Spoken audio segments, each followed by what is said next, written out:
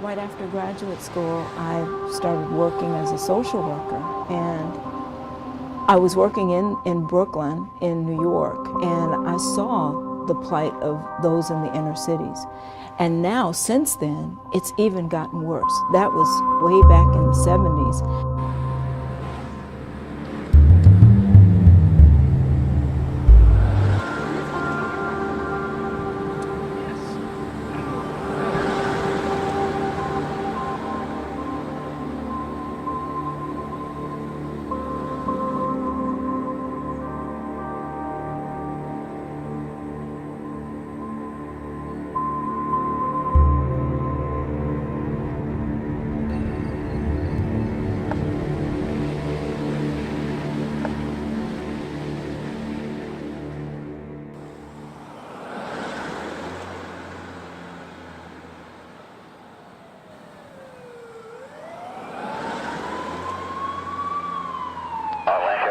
60% of African American males that are high school dropouts will be in prison by age 30. 1 out of 3 African American males is either in prison or supervised by the judicial system.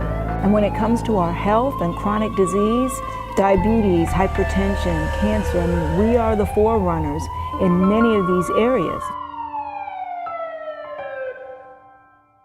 Over 70% of the births in the African American community are out of wedlock. The child that was born in slavery time had more of a chance to be raised by a 2-parent household than a child born today in the African American community. That is so frightening. That is so disturbing. How did we get here? And how do we get out of here? What do we do to help those in the inner city to throw off their current circumstances and to dare to dream of something better? Like so many young people in the inner city, me being one of them, they don't have both parents. They're not raised with both of their parents. And in many cases, it's just the mother often raising her child or children. In my case, in my sister's case, at 3 months old, I was left at a babysitter. My sister was 3 years old. And my mom and dad walked away and never came back. There are a lot of people in the inner city that are aimless, a lot of young people. And so what we do is we turn to the thing that we feel is going to bring satisfaction, and in so many cases, that's where the use of drugs becomes an onset, or promiscuity, or children being born out of wedlock. The more immediate role models are the guys on the corner with the big cars and the flashy rings, who are saying by their lifestyle, I've got what you want. That's the problem. The kinds of role models that are there, that are most immediate, that are most accessible, are not the kind of role models that parents want their children to have, and yet they're there. Beneath the glitz, there's pain, there's horror, there's drugs, there's prison, there's death, there's all these kind of things. Sadly, it looks good, but as the Bible says, the end there are the ways of death.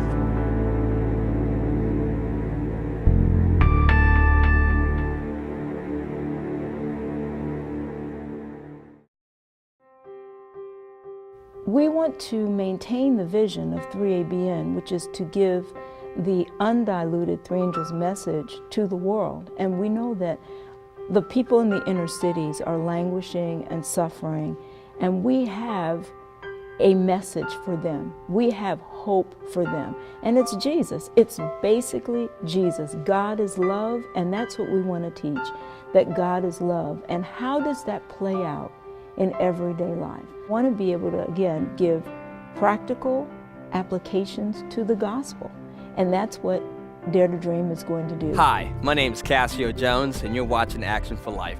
We want to reclaim the media for Christ. One of the things that we realize is that television plays a very important part in shaping values.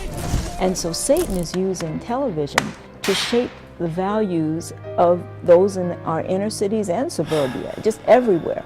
If we can go into the homes and share Christ and share tools for living, we can really make a difference and give hope to the people in the inner cities. Veggie's best kept secret? You telling me that the veggie kingdom or the plant kingdom has a secret?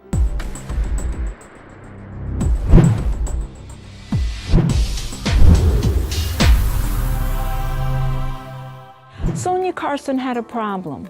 Her sons, Benjamin and Curtis, weren't doing well in school, so she decided to take matters into her own hands, limit their television watching, and make them read 2 books a week. Ben went from being called a dummy to being the smartest in his class. Ben Carson was born in Detroit, Michigan on September 18, 1951. When he was 8 years old, his parents divorced. The media is a powerful tool. It can be used for good, it can be used for bad. Even in so-called religious programs, it can be used for good and used for bad. And that's the reason I got to thinking years ago to build a television station that, given undiluted Three Angels messages, one that would counteract the counterfeit.